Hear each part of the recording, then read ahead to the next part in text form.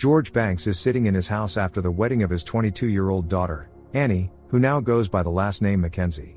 For George, it was quite an ordeal. When he bought his house 17 years ago, it cost him less than all this wedding fuss. George really hopes that with time, he will look back on this day with nostalgia, because it was not easy for him to accept the fact that his daughter is no longer a child. Any father would understand that feeling. The story then takes us back 6 months. George owns a business that manufactures athletic shoes. Annie is studying for a master's degree in architecture, and she is spending her final semester in Rome. She has never been so far away from home before. And today she is returning to her hometown of San Marino in Southern California. The man is very excited about the upcoming reunion with his daughter and has even bought her a brand new bicycle. George is the kind of person who does not like change, so this little town, where life has remained the same for the past 35 years, suits him perfectly. He lives in a large house with his wife Nina, and their younger son Maddie. Annie has changed a lot during her time away. She is no longer that little girl, even if her father still treats her like a child. After gathering her courage, Annie tells her parents about her engagement to Brian McKenzie. They have known each other for only 3 months, but they have already realized that they are made for each other. George strongly disapproved because his daughter is still too young for marriage. Annie objects, saying that she was born when her mother was 22. But George still does not think this is a good idea, considering how little time the couple has known each other. Nina, on the other hand, is very happy for her daughter.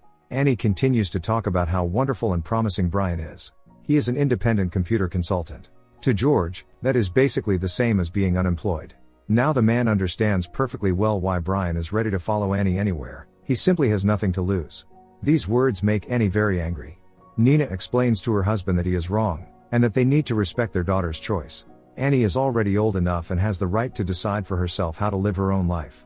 If they keep trying to control their daughter, she may stop coming to see them altogether.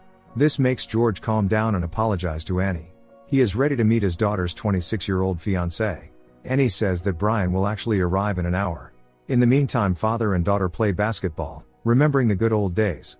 They have always been very close. Finally, Brian arrives. George is already determined to dislike his future son-in-law and starts looking for flaws in him, while Nina immediately takes a liking to the young man. The young couple share a very romantic story about how they met. It happened at a movie theater during a screening of classic films.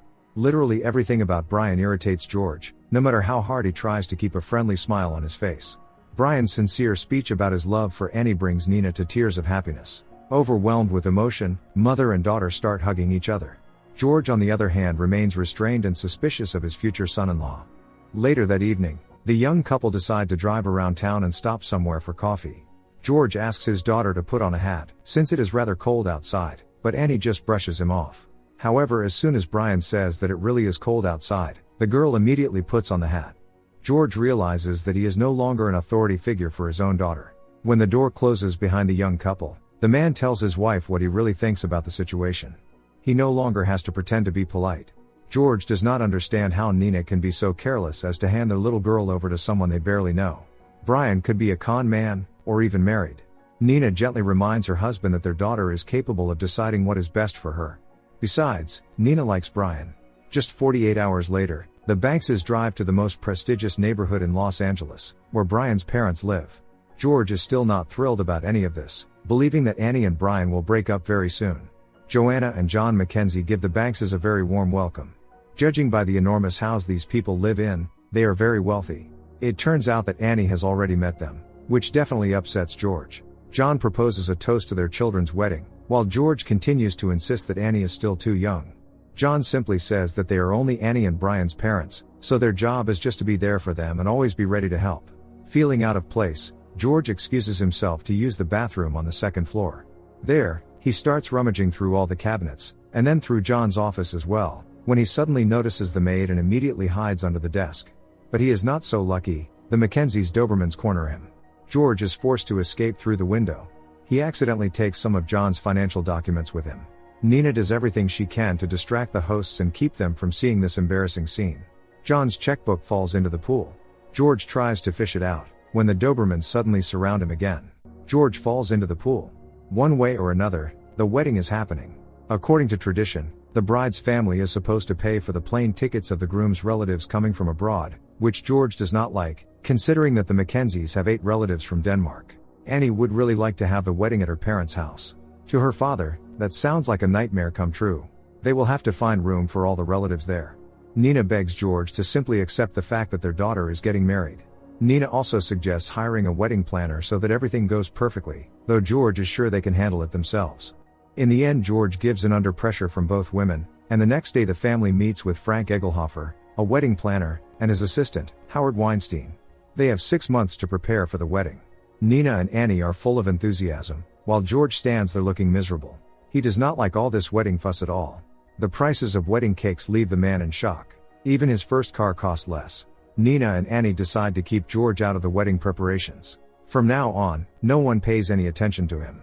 George throws himself into work and tries not to talk to anyone about the wedding. For him, this is far from a joyful event. Frank calls George to tell him the final cost of the wedding. The man is not ready to spend that kind of money. The fact that as many as 570 people have been invited to the wedding completely throws him off balance. He looks through the guest list and insists on crossing out everyone who is not part of their inner circle, leaving no more than 150 people.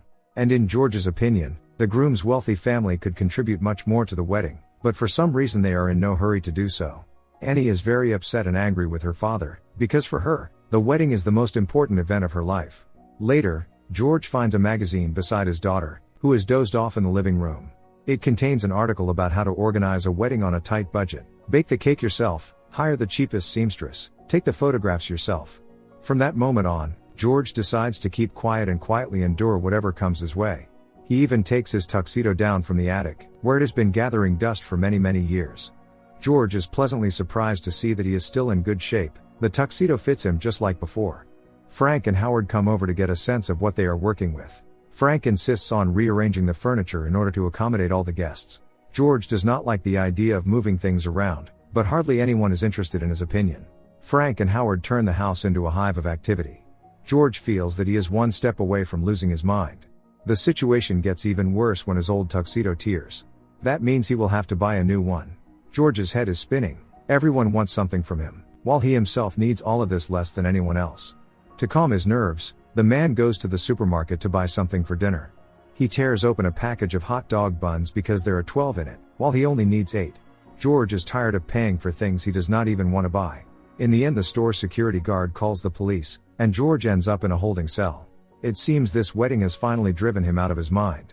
Nina arrives at the police station, but asks the officers not to rush to let George out of the holding cell. First, she makes her husband promise that he will no longer interfere with the preparations for their daughter's wedding. Every bride dreams of a fairy tale wedding, so doesn't their daughter deserve one too? George promises his wife that from now on, he will be more patient. The McKenzies give the young couple an expensive brand new car. Against that backdrop, George is almost embarrassed to give them his own gift, a state-of-the-art coffee maker. But for Annie it is the best gift of all. The following days are filled with wedding preparations. George has finally accepted that the wedding is happening. He even takes an active part in the preparations.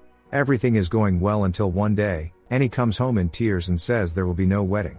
The girl feels terrible about it, since her parents have already done so much for the wedding. George hugs his daughter and asks her to tell him what happened. Has Brian met someone else? Annie cries and says that as it turns out Brian wants her to become a housewife.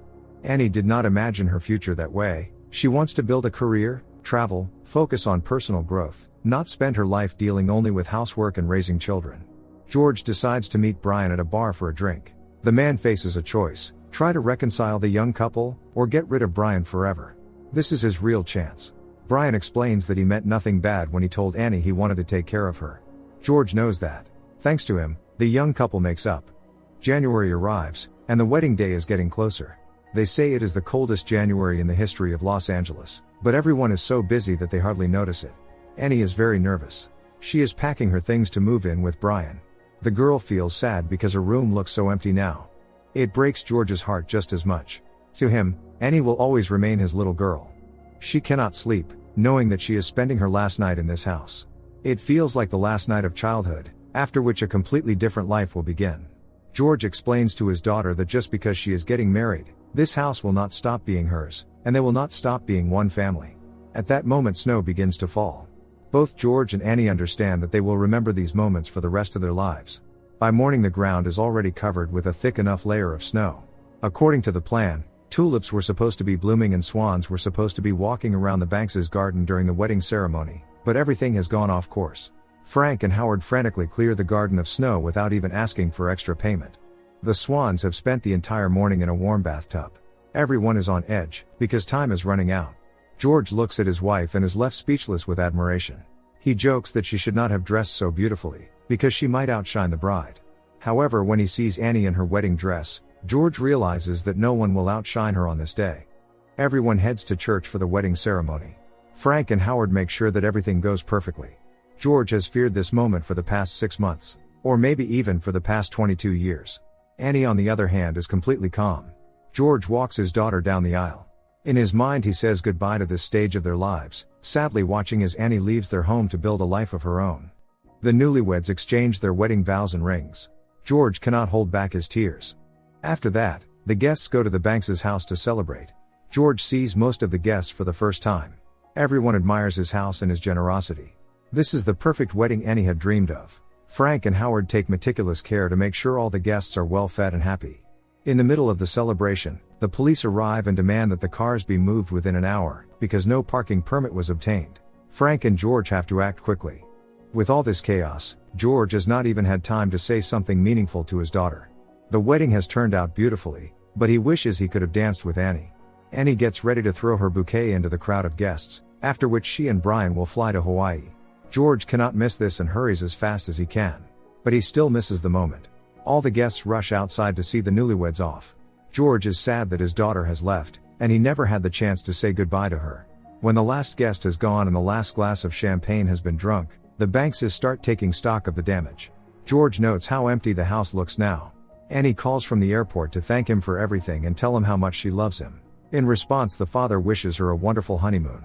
In the final scene, we see George and Nina dancing against the backdrop of wedding decorations that no one needs anymore.